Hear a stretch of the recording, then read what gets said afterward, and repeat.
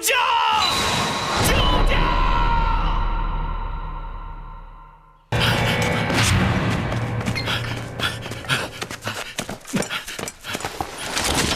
启禀皇上娘娘，刺客已经全部被剿灭。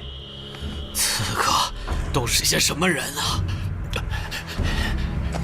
大多都是陌生面孔，只有什么？只有为首之人，臣认识。是何人呢？是，说呀！是太子宫中的一名护卫。太子宫的护卫？你是说刺客是太子宫的人？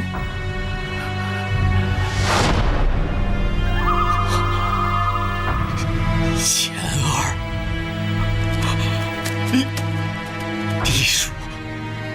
你说是贤儿？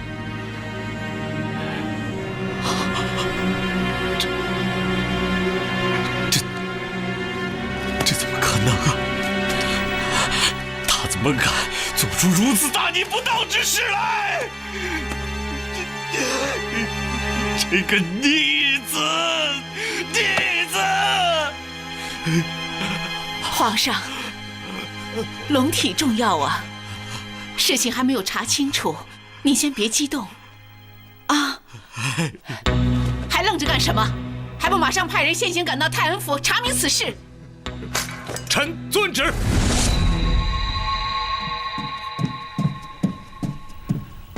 郭大人，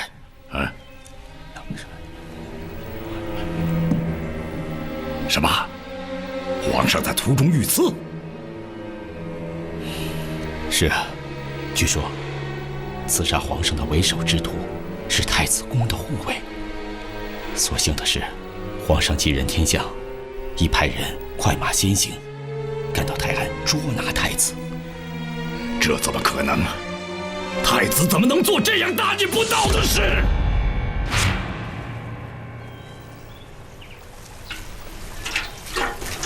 当官的，看不出你还是位养花的高手呢。那当然了，我家里啊也养着许多的花，哎，可全都是我亲自打理的，从来不用花匠。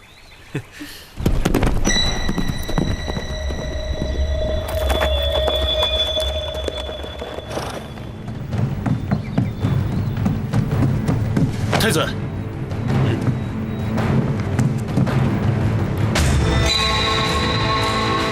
你说什么？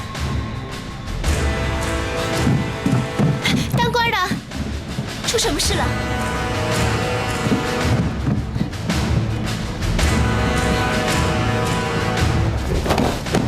父皇，儿臣冤枉父皇。冤枉！刺客首领是你太子宫中的护卫，这你该如何解释？皇上，臣以为这是有人故意陷害太子。皇上，太子心地善良，怎么会做出弑君之事？这其中一定有鬼，请皇上明察呀！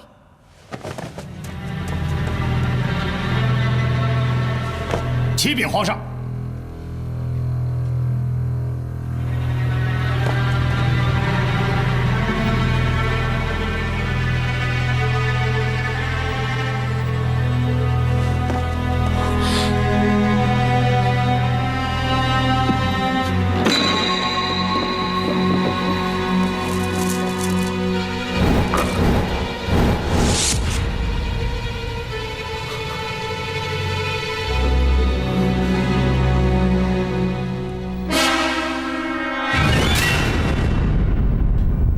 怎么回事？贤儿，究竟是怎么回事？快说呀！不知道，儿臣一无所知啊！一无所知？哼！太子行宫戒备森严，突然出现着大量兵器，你还说你一无所知？谁相信呢？父皇，儿臣冤枉，儿臣确实不知道这些兵器是何人所放。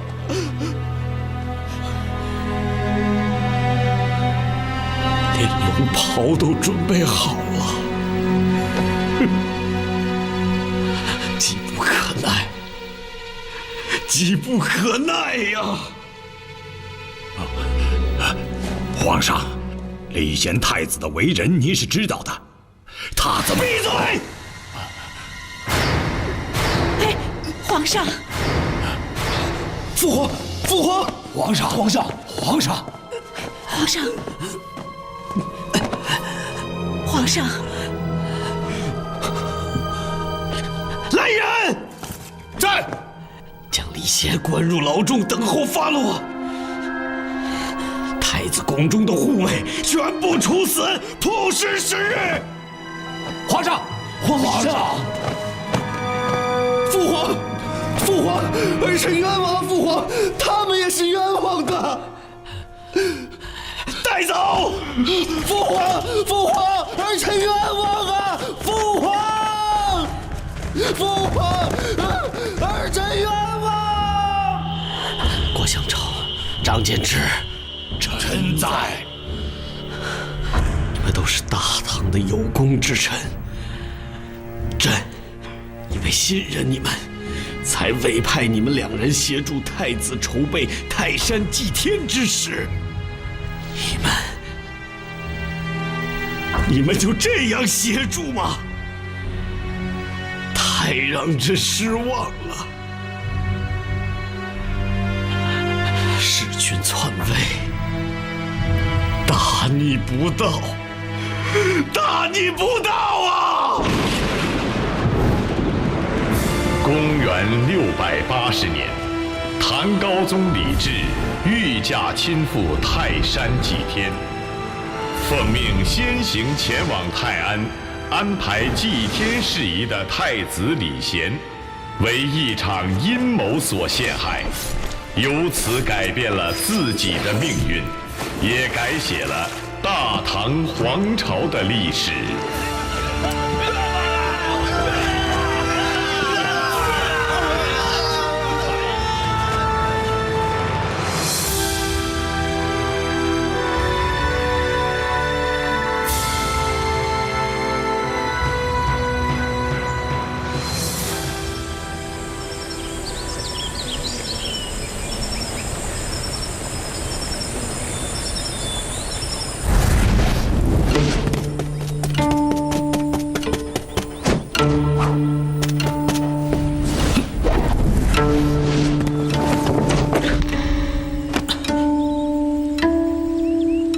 大人，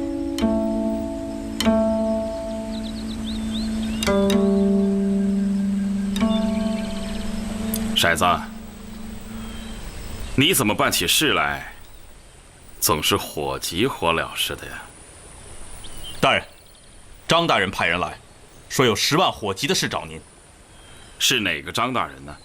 张柬之张大人。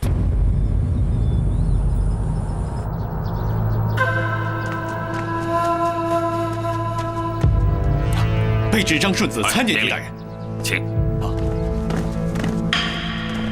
坐。张大人，此番又有什么好事想起狄某来了？回禀大人，皇上在去泰山途中遭到刺客袭击，何人所为？据说是太子。卑职听说是太子准备趁皇上在祭天途中发动兵变，企图弑君篡位。太子篡位？这不可能吧？张大人也不相信太子会做出这种事，可他现在已背上了帮凶的嫌疑，有口难辩，所以悄悄派卑职来，请狄大人务必帮忙查清此事，还太子一个清白。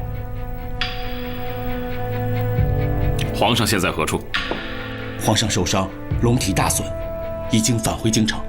太子呢？太子也被押解回京，等候处置，估计是凶多吉少。不仅如此，2位朝中大臣还有泰安府数十名官员都被牵连了。也就是说，张大人、郭大人也深陷其中。是，张大人说，毕竟是他们陪太子一起出宫的，肯定脱不了干系。好在是跟随皇上多年的大臣，皇上还信任他们，请狄大人主要是为了太子，太子是清白的。这是张大人的意思，还是皇上的意思？是张大人恳请狄大人。张大人说，只有您才能拨云见日，使这桩冤案水落石出。还有，张大人让我给您捎来一封密信。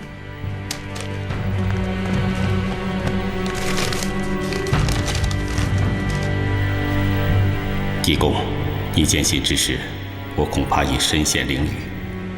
泰安府中出现此旷古奇冤，为时是骇人听闻，惊天动地。愚以为这一定是有人设计陷害太子，企图谋篡储君之位。皇上不信自己的亲生骨肉，竟然相信了所谓无中生有的事实。望你见信之后，念多年朋友之谊，务必帮忙查清此案。这不是为我张柬之，是为了太子，为了立唐天下，为了万众苍生。撤！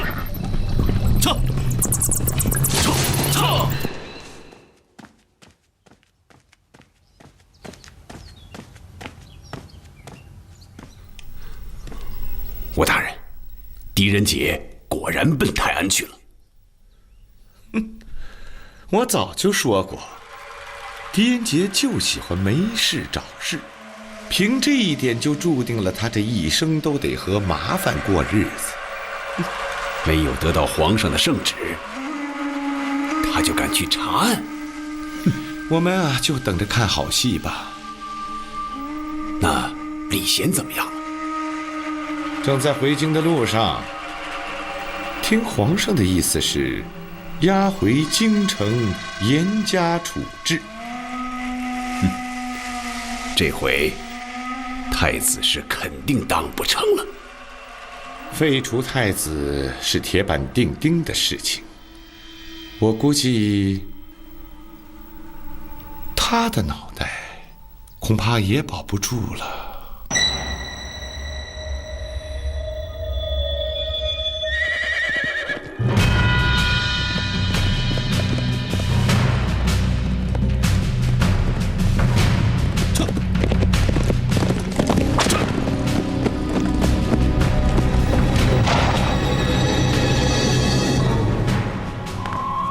大人，这些人都是太子宫的护卫吗？是啊，他们肯定是太子宫的护卫。如果真如张大人信中所说，是有人设计陷害太子，那这些人死的就太冤枉了。因为一个人参与了行刺皇上，就把整个太子宫的护卫全杀了。事情还没有查清楚，就杀了这么多人，太残忍了。赐死之后，曝尸10日，这是宫廷中极为严厉的处罚。看来皇上是相信太子谋逆的事实，才会下这样的狠手。都说江湖凶险，我看官场上的凶险比江湖更甚。走，去找张顺子。既然他说是张大人派他前来，那就说明他一定是可信赖之人。走，撤！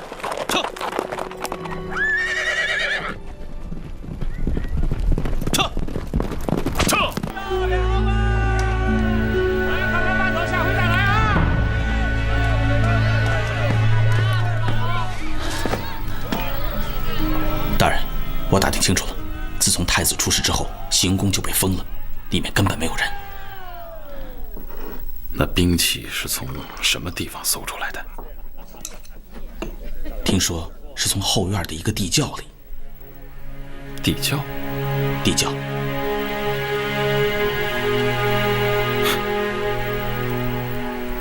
太子可真有闲工夫啊！为了藏兵器，还专门挖一个地窖。这也就罢了，还要挖在自己住的地方。大人，我们什么时候动身？吃完饭再说。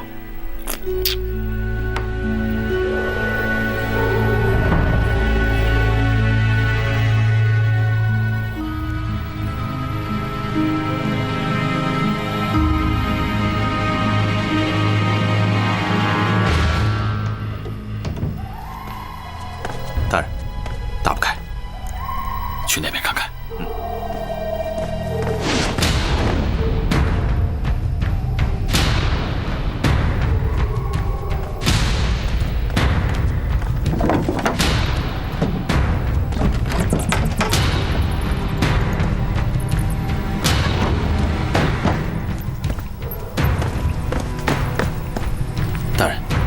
这个地方就是太子行宫的侧门，一般人不走这儿。地窖在什么地方？在后院。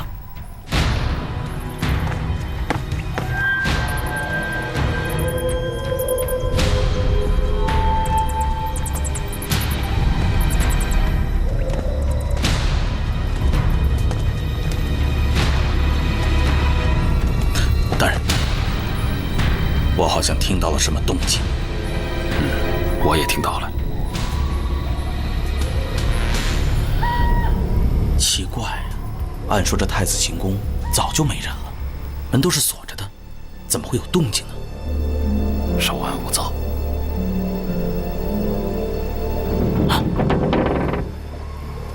谁？是狄大人吗？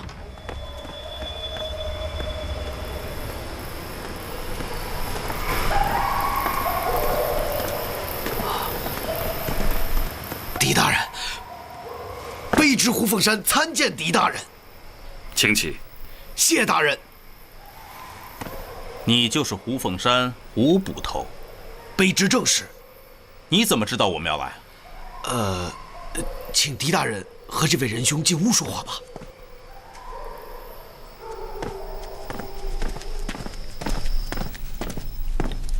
请。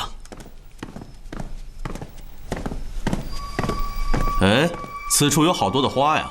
啊，这间屋子是太子住的，实在是太多了。应该的，应该的，小心无大错嘛。礼贤太子如果小心一些，就不会被奸人所陷害。你认为礼贤太子是被奸人所害吗？这不是卑职认为，这是张大人说的。张大人有没有说奸人是谁？这卑职就不知道了。张大人说狄大人一定能够拨云见日，还礼贤太子一个清白。我听说礼贤太子把兵器藏于行宫之中，是吗？啊，是，藏于地窖之中。地窖在什么地方？就在后院。可以去看看吗？可以，大人请。大人请。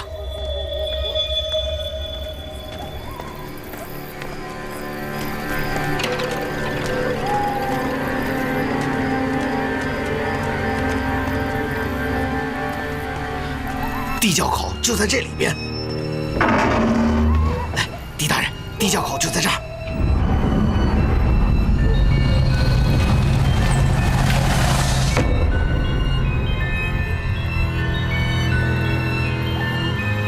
那些兵器都是从此处搜出来的。是。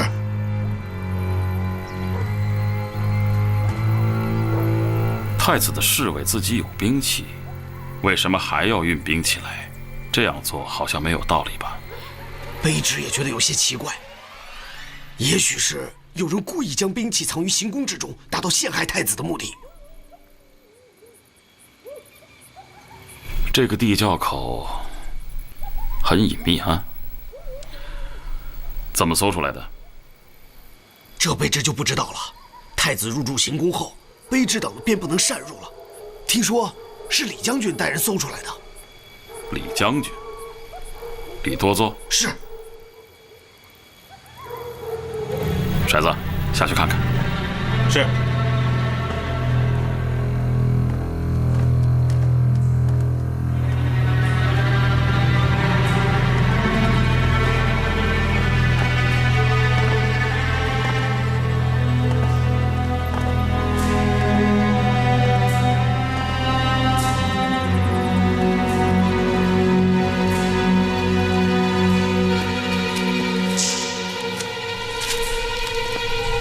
这就是那个藏兵器的地方。是。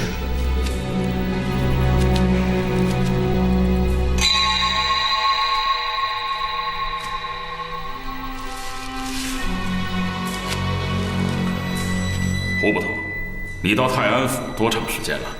有7、8个年头了。哦，太子行宫是什么时候修建的？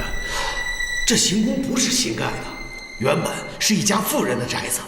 那家富人迁走之后，就一直空着。听说太子要到泰安来，知府大人特意找人重新修缮，作为临时的行宫啊。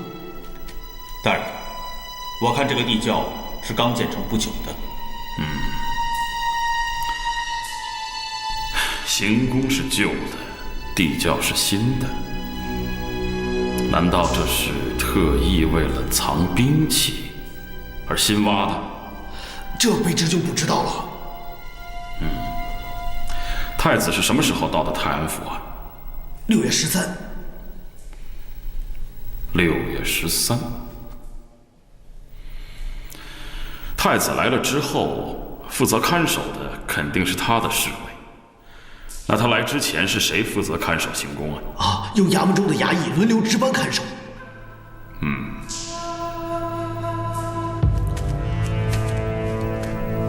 胡不透，运送这么多兵器到地窖而不被人发觉，太子早在来泰安之前，兵器已然运到地窖。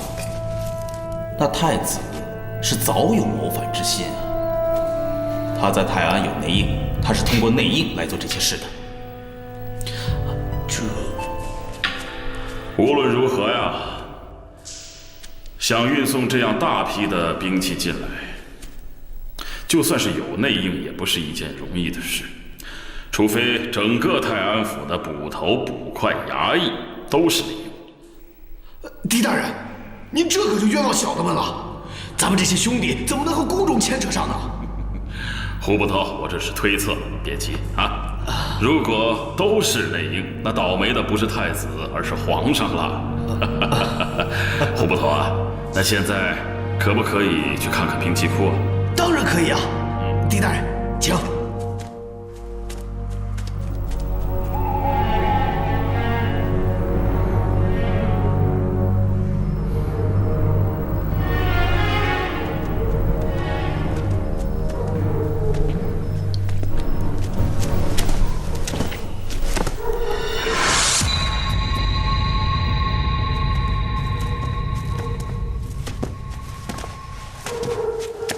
太子入住之前，曾经有什么其他的车马出入过吗？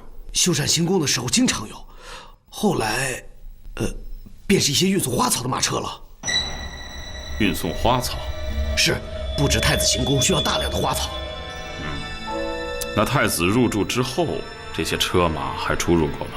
有，知府大人交代，行宫中的花草一定是最新鲜的，一天要更换一次，一直到太子出事之后。那这些花草从何处运来？玉花谷。玉花谷，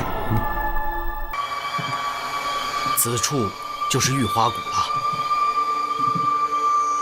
太子行宫的鲜花都是从这里采办的？是。主人呢？已经多日不见了。有几位花农啊？只有他一个人。一个人？玉花谷的主人是一位16岁的姑娘，她叫玲珑，祖辈都是养花的。因为她人实在，花养得又好，价钱又便宜，所以知府衙门的鲜花都是从此处采购。她是什么时候不见的？自从太子出事以后，她就不见了。也就是说，现在花圃已无人管理。是。不对吧，胡捕头啊？一座无人管理的花圃10多天了，花儿怎么还如此鲜艳呢？你看这儿，这分明是有人刚刚浇过水的呀。哎，就是啊。谁？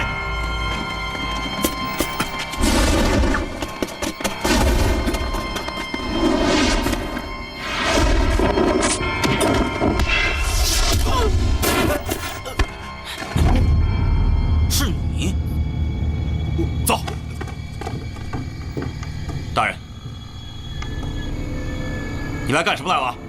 快说！哎，别吓着他，慢慢说。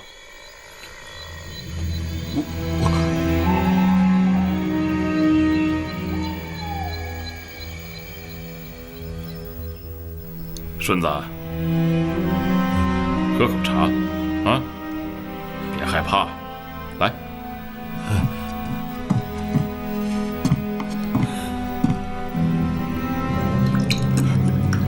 哎，你别紧张啊，顺子，这么晚了，你还到玉花谷干什么？还不如实向狄大人交代。我是路过。顺子，你不是路过，你是给花浇水去了。没有没有，都这样子了，你还说没有？狄大人，我不知道玲珑在哪儿，我当真不知玲珑在哪儿。你说的这个玲珑，就是玉花谷的主人吧？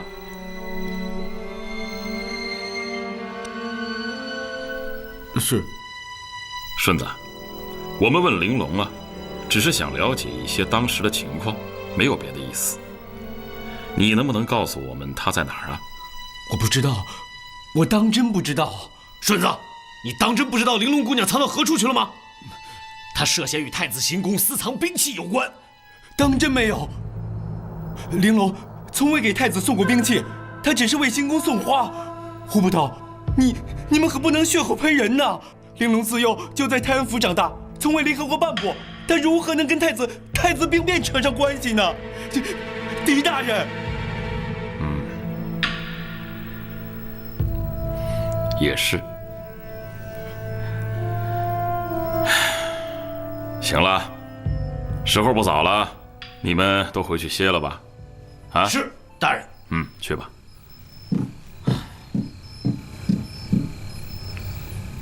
哎，顺子，你还不回去，在这傻愣着干什么呢？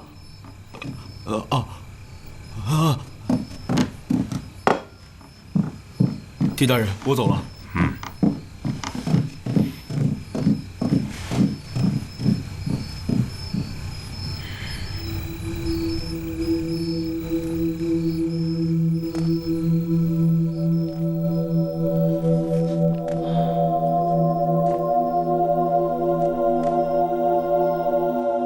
奇怪呀，太奇怪了。什么奇怪啊？大人，张顺子乃张大人所倚信之人，这才会派至狄村给咱们送信，请大人您出来帮忙彻查此案。按理说，大家乃一家人才对嘛，为什么他要在玉花谷中躲避我们？好，就算他果真是去帮玲珑浇花，那也没什么大不了嘛，何必要鬼鬼祟祟、慌慌张张？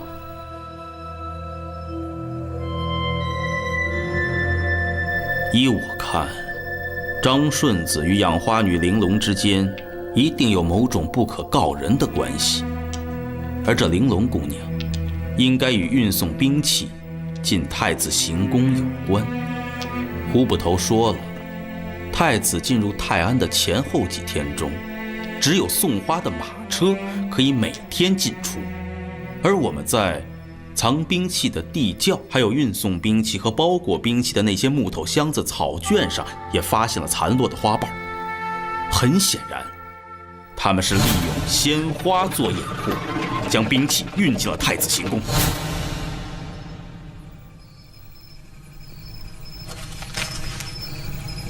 辨析入微。假设事情确实是这样，这玲珑姑娘年方16岁，她为什么要这样做呢？还有，如张顺子所说，她从小到大连泰安府都没出过，怎么会和太子或者陷害太子的这些人扯上关系呢？大人，玲珑如果跟这件事情没有关系，为什么太子出事之后他就失踪了？再说那个张顺子，满脸的紧张样，一看就知道心里有鬼。我们查出是谁把兵器送进太子行宫的，这元凶不就出来了吗？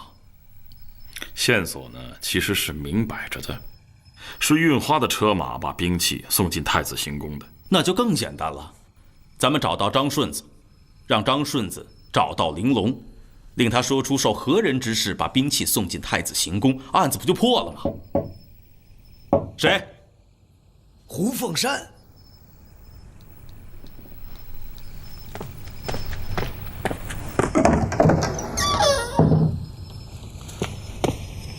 卑职胡凤山见过狄大人。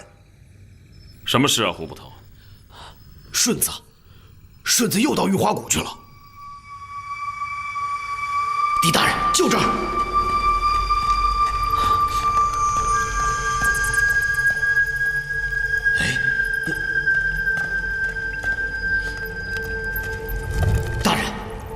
卑职刚才明明看到他进到山洞里了呀。分头找找。是。狄大人，你们快过来看呐！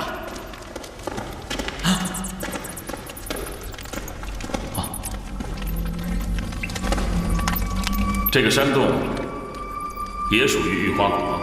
是玉花谷冬天养花的地方。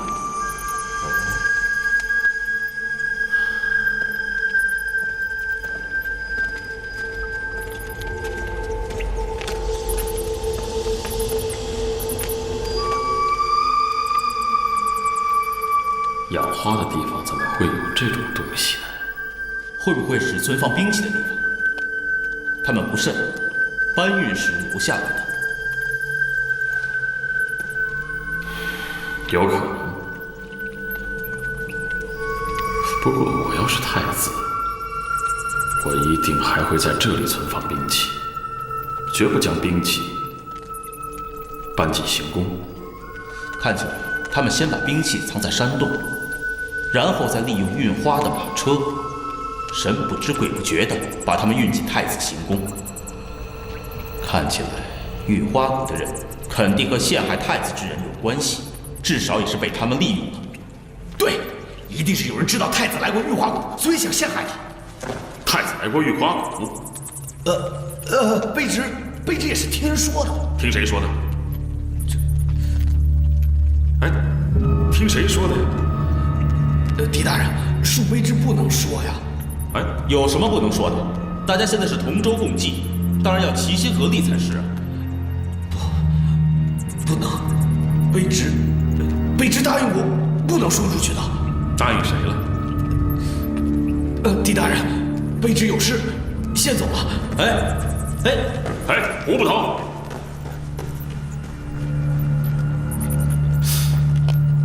大人，张柬之大人是您的朋友吗？是啊。那就奇怪了，这胡捕头与张顺子都是张大人推荐给咱们查案的，我怎么觉得他们都像心里有鬼呀？看来太子真的到过玉花谷。大人，张顺子果然不在家。他还真不是个简单的人物。那我们现在怎么办？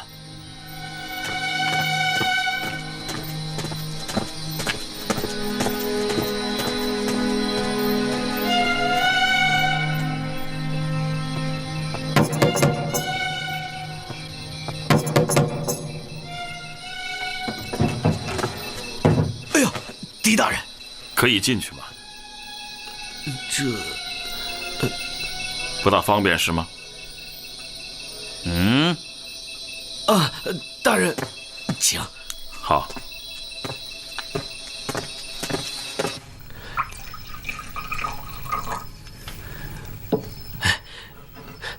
大人，哎，好。您想知道什么就尽管问，只要卑职知道的，一定知无不言。好，你坐。谢大人。礼贤太子去过玉花谷吗？是，礼贤太子确实去过玉花谷，而且不止一次。哦，他去那儿做什么？6月13那天，玲珑姑娘到太子行宫送花，就在那天下午，太子派人将我召进了行宫。卑职胡凤山参见太子。凭什么？谢太子。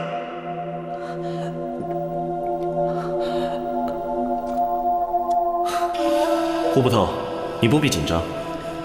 本宫今天请你来啊，是有件事要问你。今天给行宫送花的那位姑娘叫什么名字？回太子的话，她叫玲珑。哦，玲。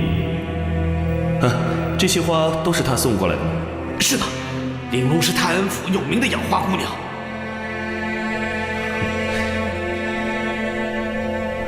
这花养的确实不错。对了，她的花圃在什么地方？在玉花谷。玉花谷。从那以后，太子便常到玉花谷去，两人相处甚密。太子每次去玉花谷都是你带去的吗？不是，卑职只带过2次。太太子护卫录熟了以后，卑职就再也没有带过。太子还打赏过卑职一些银两，嘱咐卑职不要将他去玉花谷的事情说出去。狄大人，不是卑职想瞒狄大人，是卑职答应过太子。再说，此事实在关系重大，万一……我明白。依你看，太子和玲珑姑娘以前认识吗？这卑职就不知道了，应该是不认识吧。太子行宫的花都是玲珑姑娘亲自送去的？有时候玲珑姑娘自己送，有时候太子派护卫去接她。每天都送？每天都送，从不例外。打扰你休息了。狄大人，卑职也是奉旨行事，卑职并不知道玉花谷就是私藏兵器的地方。我知道了，歇着吧。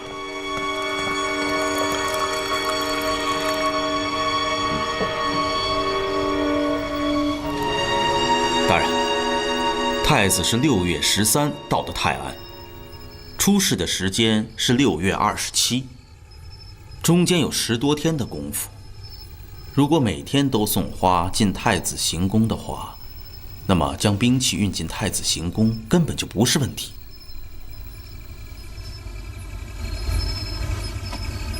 现在，兵器如何运进行宫已经不重要了，关键是谁事先准备的，又是谁藏在玉花谷的？玲珑每天都在玉花谷中侍弄那些花草，那么多兵器藏在那里，他不可能不知道。他不仅应该知道，而且他很可能和那些陷害太子的人是同谋。他究竟去了哪儿呢？该不会是已经被灭口了吧？不像。如果他真的被灭了口，那么张顺子的异常举动又作何解释呢？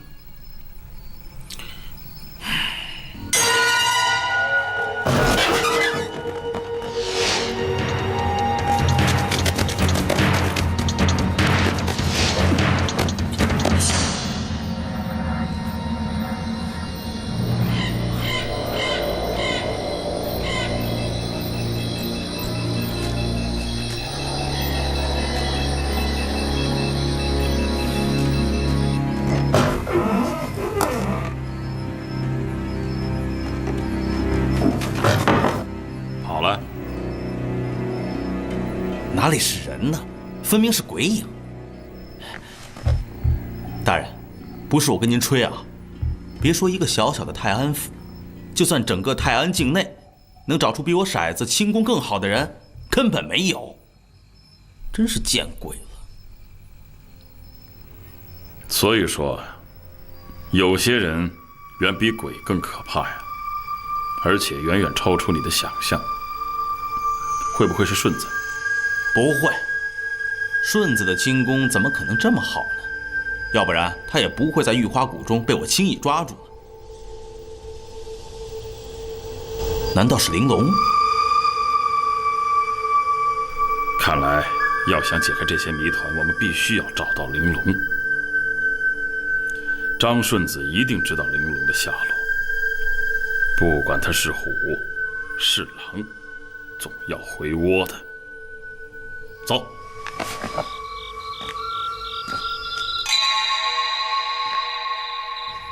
大人，您歇会儿，歇会儿，我盯着就行了。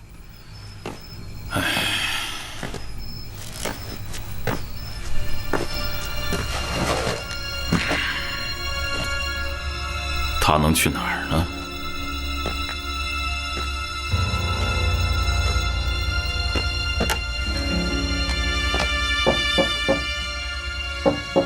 谁？是我，胡凤山。狄大人，骰子兄，刚才卑职到客房去找您，您不在，听衙门的弟兄们说你们出来了，我琢磨着您就在这儿呢。来来，晚上冷啊，喝两杯暖暖身子。哎呦，有酒，哎，还有卤味小菜呢。胡捕头，你想得很周到嘛。狄大人办案这么辛苦，我身为地方的捕头已经很汗颜了，再不做点什么，就该回去种庄稼了。狄大人，你呀，来，你先点吧点啊！好，你怎么知道我们在这儿啊？找到玲珑姑娘是查清案子的关键，而找到张顺子又是找到玲珑姑娘的关键。我呀，猜也猜得出来。哦，聪明，聪明啊！你倒挺会猜的，你怎么不直接猜猜玲珑姑娘藏在哪里啊？张顺子躲哪儿去了？这。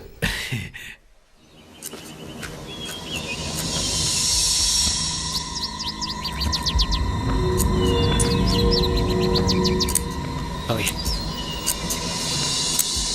事情都办妥了。回老爷的话，事情都办妥了。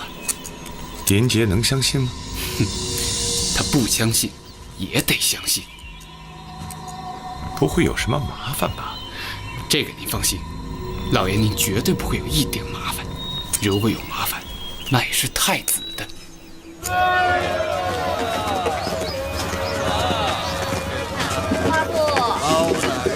大人，我问过泰安府的其他衙役，他们都说没有见到张顺子。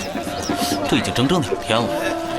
玲珑失踪了，他也失踪了。我们那天夜里就不该放了他，找不到他，这个案子就无法查下去了。张顺子、玲珑、太子，这3个人无论有什么嫌疑，结论只有一个：兵器是从玉花谷利用送花的机会送进太子行宫的，最大的嫌疑人还是太子。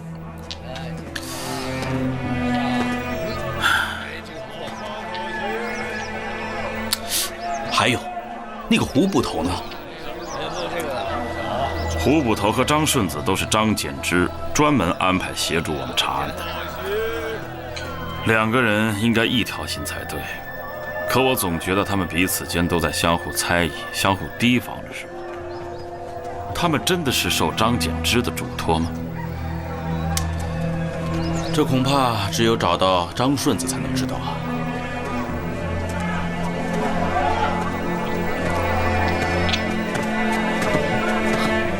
大人要买什么呀？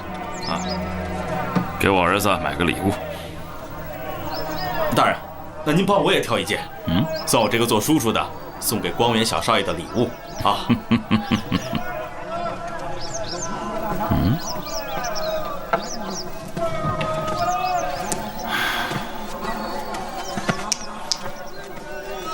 哎，我说你们到底要不要？要是不要，就给我放下。嘿，怎么说话呢？哎，要啊！你这个东西是哪儿弄的呀？哎，不瞒这位客官，这东西啊，其实是我捡来的。哦，是在哪儿捡的？从城外捡的呀。客官，你到底要不要啊？要啊！多少银子？那就给2两银子。嘿，不多，好东西啊！给银子，给他。小子，便宜你了。大人，您不是说要给您儿子买礼物吗？您买这个玩意儿干嘛呀？你知道这是什么东西吗？没见过。这是令牌，调动军队用的。调动军队？每个节度使，他们的令牌都不一样。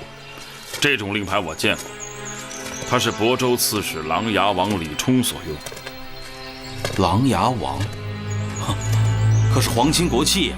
他是越王之子，按照辈分，他应该是礼贤太子的兄弟。可这琅琊王的令牌怎么会出现在泰安府呢？问得好，这也是我想知道的。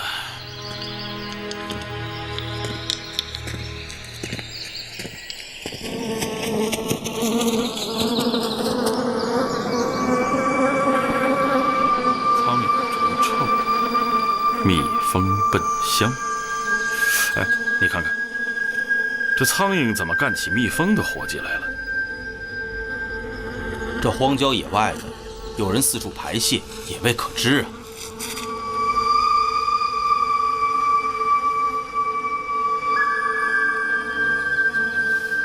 好怪的味道啊！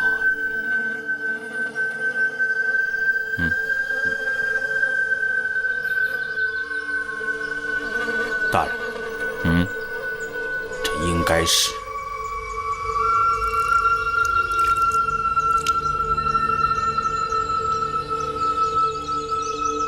大人，这不是花的颜色，是血。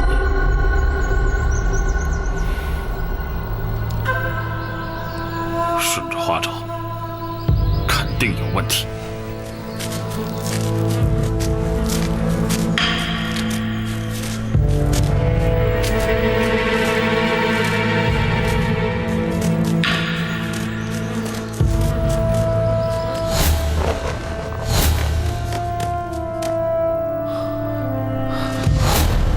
大人，我昨天追那个鬼影，就是追到这个地方追丢的。走，去看看。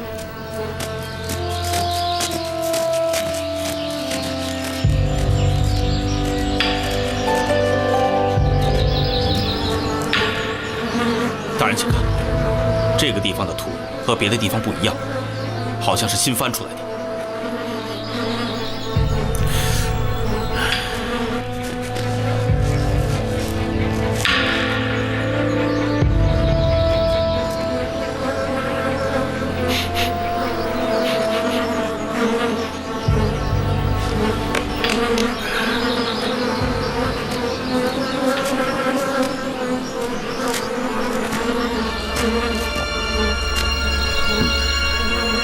能够吸引苍蝇飞过来，一定埋着尸骨。那张顺子和玲珑会不会？取铲子来。卑职参见总管。免了。事情办得怎么样了？该办的都办妥了。狄仁杰到泰安也有3天了，该让他发现些蛛丝马迹了。他们现在完全在被咱们牵着走。他找到的证据只能证明李贤与私藏的兵器有关。狄仁杰是个聪明人，他绝不会轻易相信任何事。总管放心，我们的痕迹擦得干干净净，不会给他留下任何有用的线索。很好。估计李贤也活不了几天了，只要他一死，这一切就都结束了。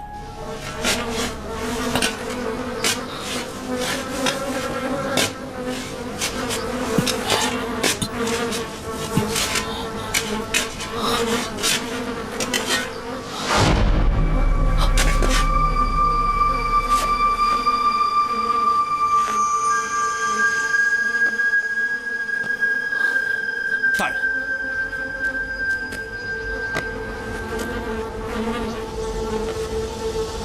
大人，这不是和您刚才买的一模一样吗？又是琅琊王，莫非他的人真的到过泰安？他们果然是琅琊王的人，那太子谋反的可能性越来越大了。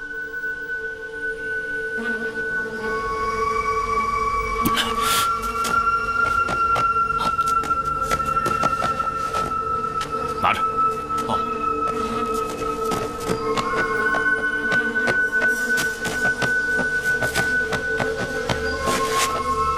大人，大人，我们现在该怎么办？去衙门，叫胡捕头。是。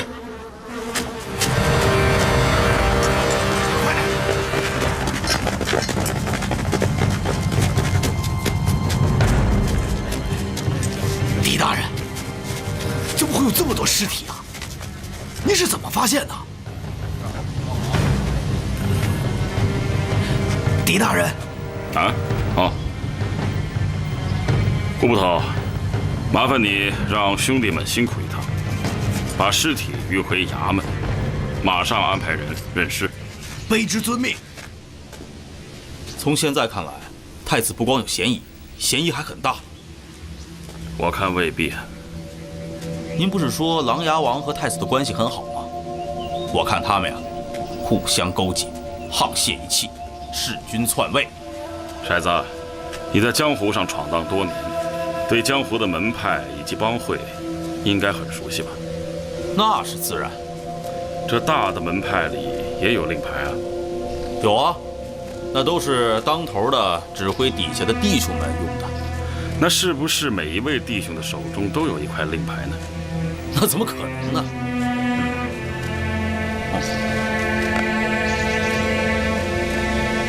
这是什么？是琅琊王的令牌，调动军队、指挥兵马用的。13具尸体，就有13块令牌，啊，这还丢了一块。也就是说，琅琊王帐下的全是当官的。有人在设迷魂阵呢。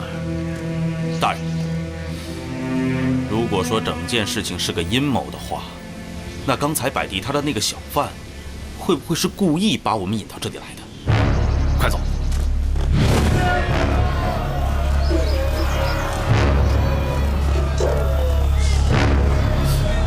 好，这位姑娘，刚才这儿的那个小贩呢？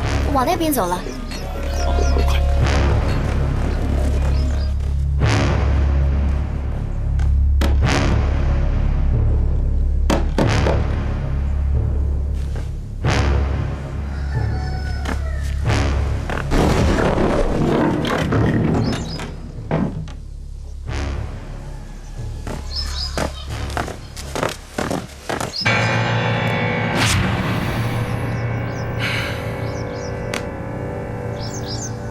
断气很久了，看起来这帮人下手够快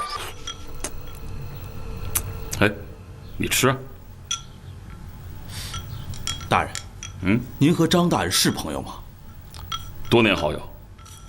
不像，我觉得他像是在黑您。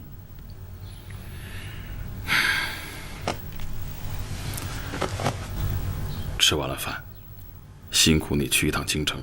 务必要见到张大人。我也觉得这个忙越帮越不对劲儿了。狄仁杰已经发现尸体了。是。他相信是琅琊王的人吗？没有，这都是卑职的疏忽。没想到他们会死在一起，所以就每个人都发了一块令牌。结果在掩埋尸体的时候，把令牌的事给忘了。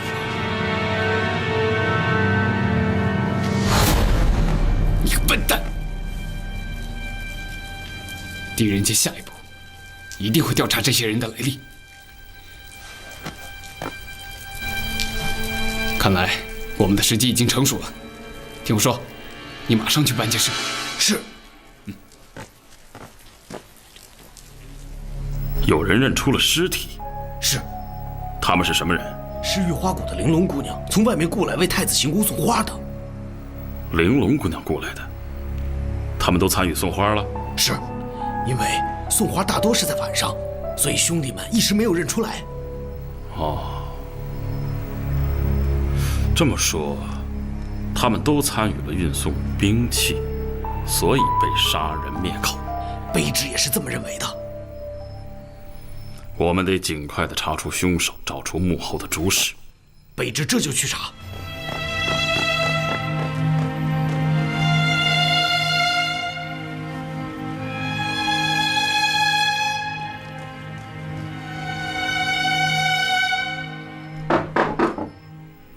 谁呀？大人，是我。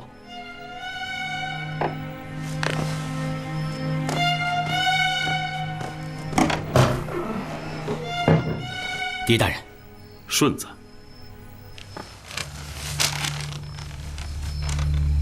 这是几个兄弟的证词，证明他们都参与过为太子行宫送花。这个是卑职我的证词，证明他们都被骰子所杀。骰子是有名的暗器王，说他杀人灭口，没有人会怀疑。这回狄仁杰死定了。什么？送花的车和人都是胡捕头找来的？是。你怎么知道的？狄大人，这个您就甭问了。总之，我说的是真话。如果兵器是运花车送进太子行宫的，那也是胡凤山捣的鬼。你见到玲珑了？他在哪儿？狄大人，您相信我，也相信玲珑吧。他绝不是坏人。可是我见不到他的人，怎么相信你说的是真的呢？狄大人，我敢对天发誓，我张顺子说的都是真话。您相信也好，不信也罢，我该说的都说了，也算对得起张大人和您了。哎，顺子，我不会让任何人伤害玲珑的。哎，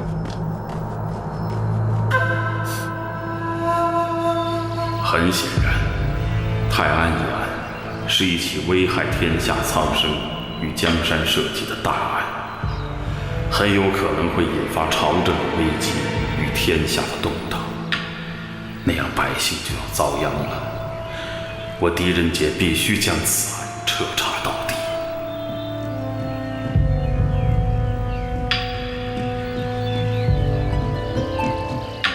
大人，张大人怎么说？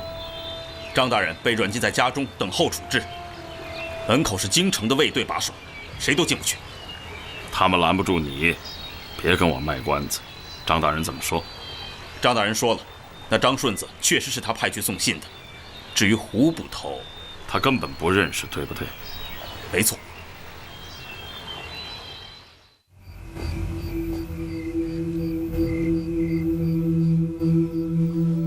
从我们到了泰安府之后，就一直在胡凤山的引导下进行调查。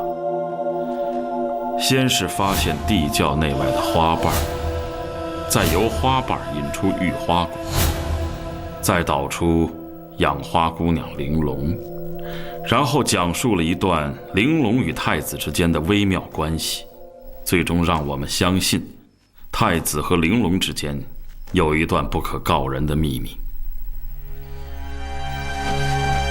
可是张大人说了，太子确实进过玉花谷，而每天往行宫里送花的人也确实是玲珑，除非是张大人也在说谎。看来这些谜团只有玲珑姑娘才可以解得开。您不是说已经见到张顺子了吗？张顺子所说的一切，似乎都是在为玲珑姑娘开脱，而胡捕头恰恰相反。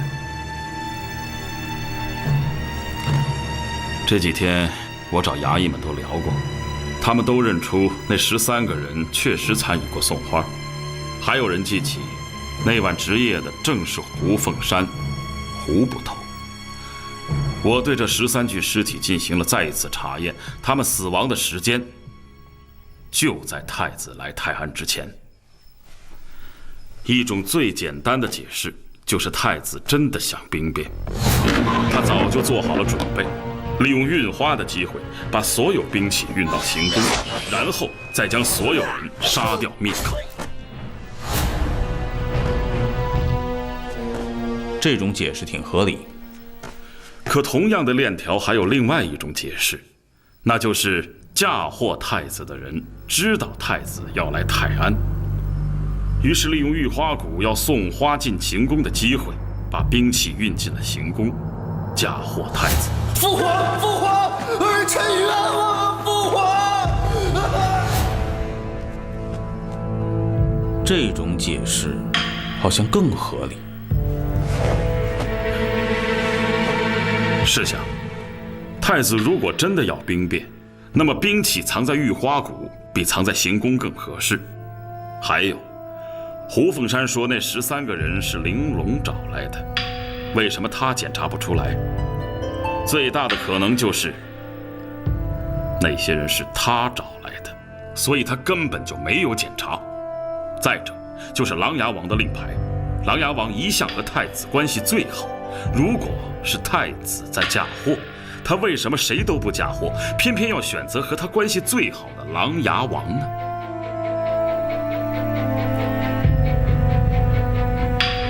那玲珑和太子的关系又作何解释呢？这玲珑为什么会失踪呢？有一种可能，正如胡凤山所说，太子到了泰安之后，无意间遇到养花姑娘玲珑，他很喜欢她养的花，于是经常去玉花谷，正如胡凤山所讲，就是去画花。太子在出事之前在泰安住了20多天，日久生情也未可知啊。太子喜欢上了养花女。太子出了事，他怕受牵连，于是躲了起来。如果是这样的话，那张顺子的怪异也好解释了。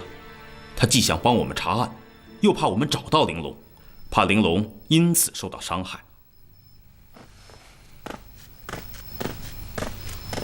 大人，看起来我们又该和胡捕头聊聊了。筛子，你留下来监视胡捕头，看看他到底与什么人来往。我看这个人他不过是只小虾，他的身后一定有大鱼。我马上赶回京城，向皇上请旨，公开查办此案。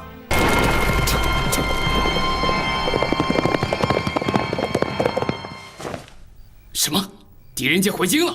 他刚刚走。那个江洋大盗呢？他还在泰安，估计是在监视卑职的。很好，现在该是我们动手的时候了。狄仁杰不是要找证据吗？我们就给他准备好足够的证据。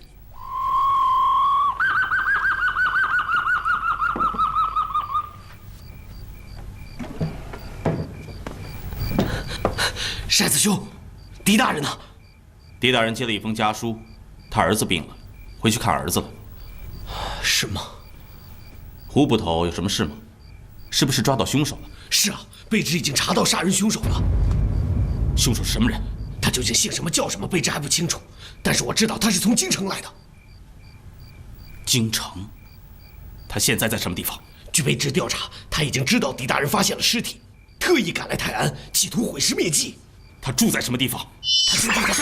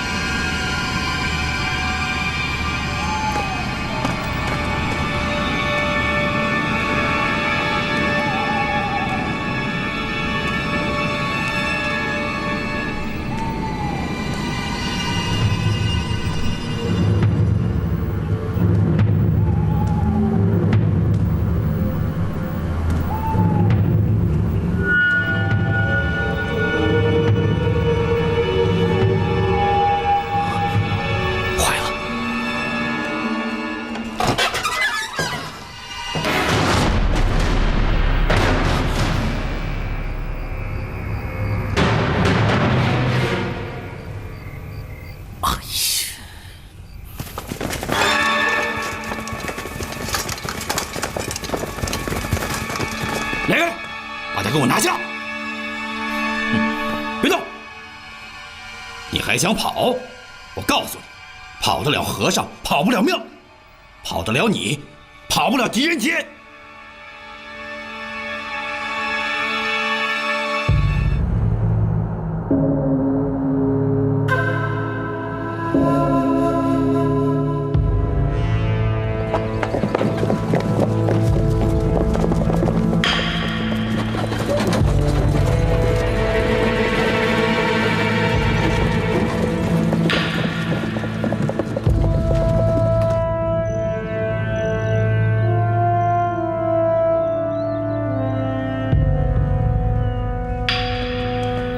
李将军，狄大人，烦请李将军禀报一声，就说狄仁杰求见皇上。狄大人，我看用不着了吧？为什么？这几天为李贤太子求情的人不在少数，皇上一个都不见。你怎么知道我要为李贤太子求情啊？狄大人，皇上刚刚下旨，凡是在为李贤太子求情的，一律格杀无论，任何人都不例外。不过我告诉你啊，泰安一案已初见端倪，只要给我些时间，就可以查个水落石出。你去泰安了？现在已经有许多证据表明，李贤太子是无辜的。所以，帮我通禀一声啊！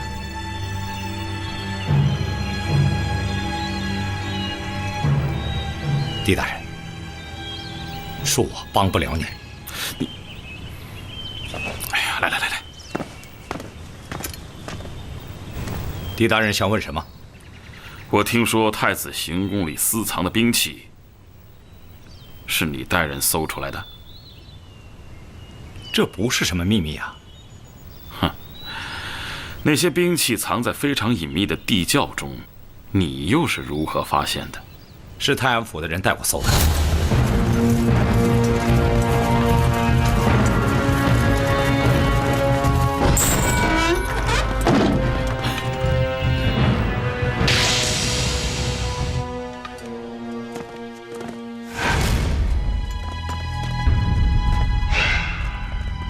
如果不是那些花瓣的指引，我也找不到那个藏兵器的地窖。我明白了。李将军，我必须见皇上。狄大人，皇上已经心力憔悴，一提到泰安的事就怒发冲冠。可我现在需要圣旨，需要抓人。抓谁？胡凤山。皇上有旨，狄仁杰御书房见驾。臣狄仁杰遵旨。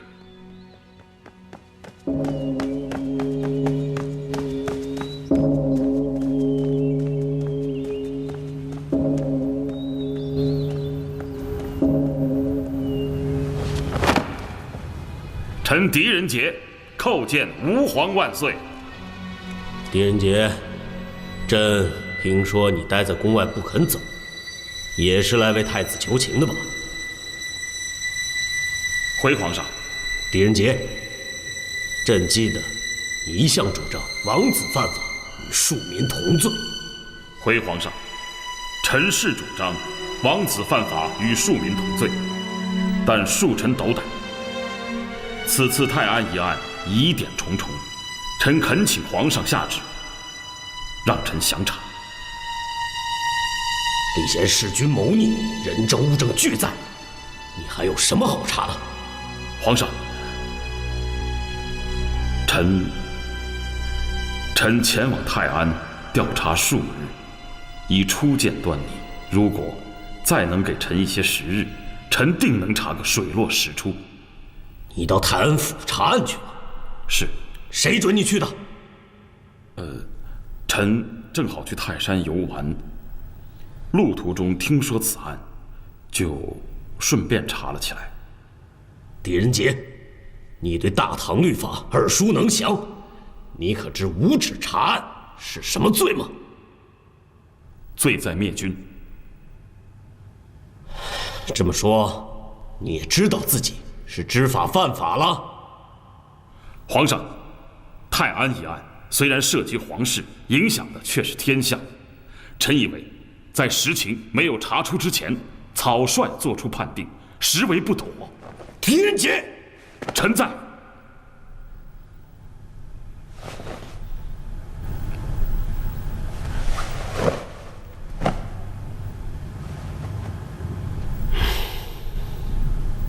你可查到什么了？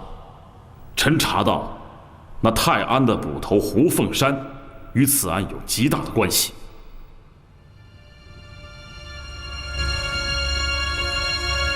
启奏皇上，兵部尚书张光弼有要事求见，现于书房外候旨。让他进来。皇上有旨，张光弼觐见。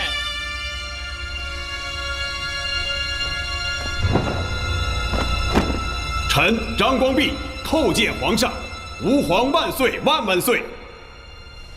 张爱卿，你这么急着见朕，有何要事？泰安守备千里急报。讲。泰安守备奉旨，在新知府上任之前，暂时维护泰安之治安。经查，有人在泰安府神秘活动，借查案之名私设公堂，销毁证据，滥杀无辜，有与叛逆勾结之嫌。是何人所为？是狄大人及其手下。呈上奏章。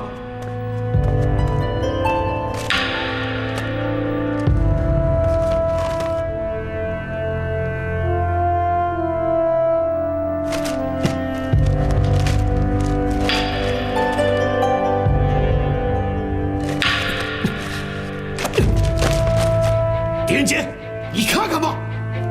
启禀皇上，臣在泰安查案，不假，但是从未私设过什么公堂，更不要说什么毁灭证据、杀人灭口，请皇上明察。狄大人，不对吧？泰安守备查得很清楚，自从你到了泰安府之后，至少有15个人死于非命。15个人，分明是14个人，而且死者手中都有琅琊王的令牌。哼，骰子是什么人呢？是我的手下。他杀死了泰安府捕头胡凤山，被当场拿住，这你怎么解释？胡凤山死了。泰安守备报告，他是被你的手下所杀，人证物证俱在。狄仁杰，你未得圣旨擅自到泰安查案，已是灭军之罪。你的手下又杀死了泰安的捕头，他们告你私通叛逆、杀人灭口，你当作何解释？臣明白了，早就有人知道，臣要去泰安府，于是已经给臣准备好了陷阱。来人呐，暂将狄仁杰软禁府中，听候处置。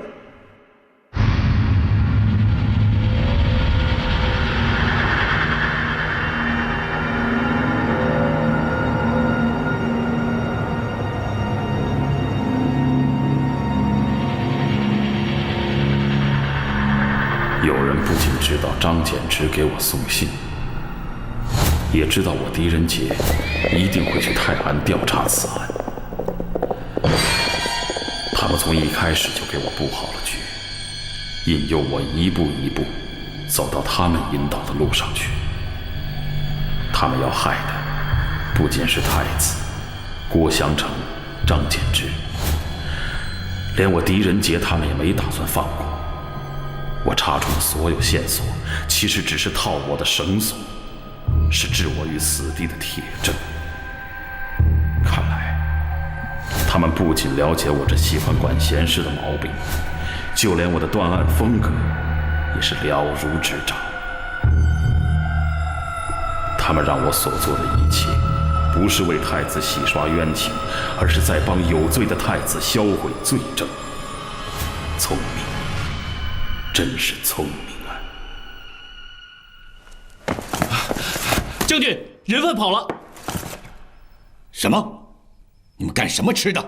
怎么让人跑了呢？哎，快马赶回京城，向张大人报告！快去！谁？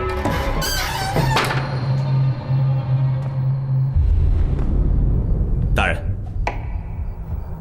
骰子。傻子，你不是被抓起来了吗？怎么跑出来的？就凭那些个小卒子们，哪关得住我呀？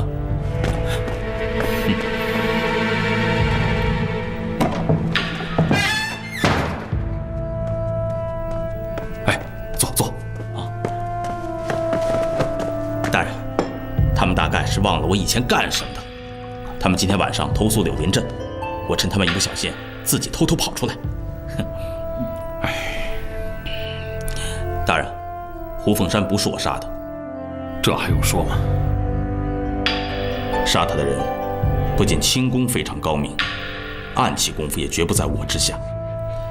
我觉得这次咱们去泰安府，是自己把自己送到黑窟窿里了。一点不错，他们本来是要陷害我。好兄弟，把你给连累了。您这是说的哪儿的话呀？我骰子跟着大人您，就是我天大的福分。跑了，好啊！这不证明狄仁杰做贼心虚了吗？可是，一个江洋大盗而已，对我们没什么威胁。他这一跑，狄仁杰可就完了。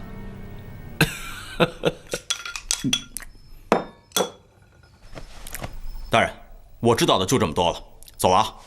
哎，你去哪儿啊？继续回柳林镇做我的杀人嫌疑犯啊！绝对不行！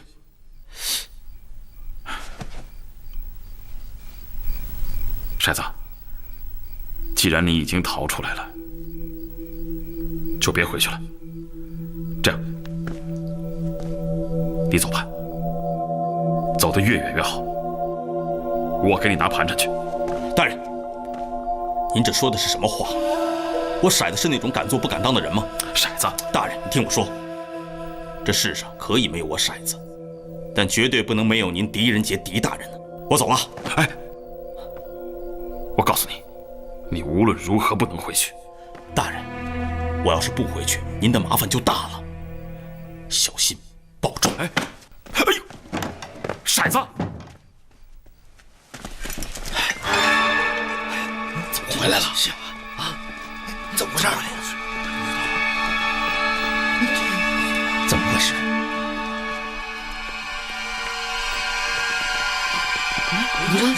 乖，他不是跑了吗？怎么又回来了？哟，该吃饭了吧？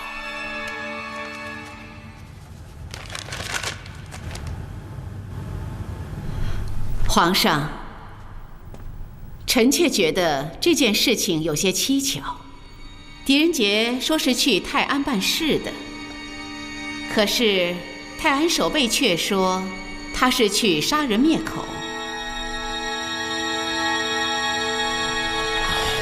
他的手下杀了泰安捕头，被当场拿住，这还能有假吗？退下。你看看这个，这是那个叫胡凤山的捕头写的证词，证实还有14个与案子有牵连的人也都遇害，杀他们的正是狄仁杰的部下。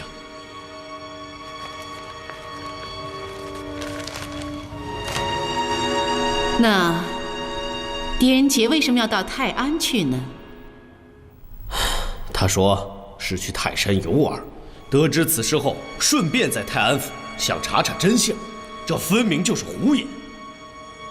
朕早已得到奏章，他不是顺便，而是得到张柬之的书信，专门去了泰安。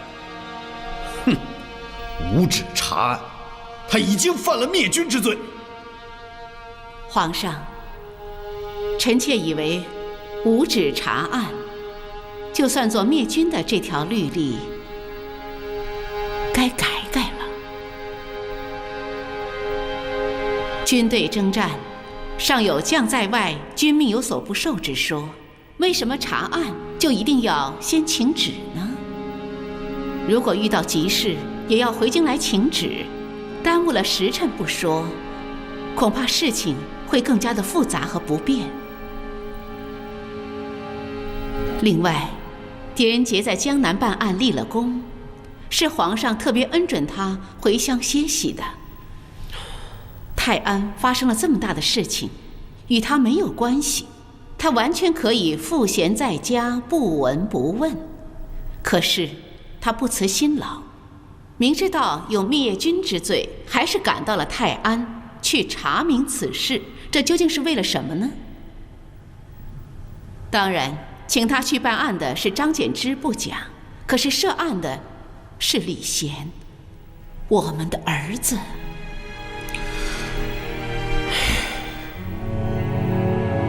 皇帝诏曰：削去李贤太子之位，押送成都府监管。郭襄城、张柬之协办不力，有失察之罪。念二人乃多年老臣，有功于社稷，故从轻处置。郭襄城降为3品，留朝听用；张柬之降为5品知府，派往成都府负责监管李贤。狄仁杰无旨查案，罪在灭军，本当问斩。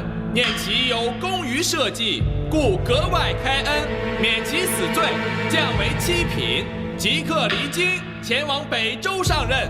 坚此。臣领旨谢恩。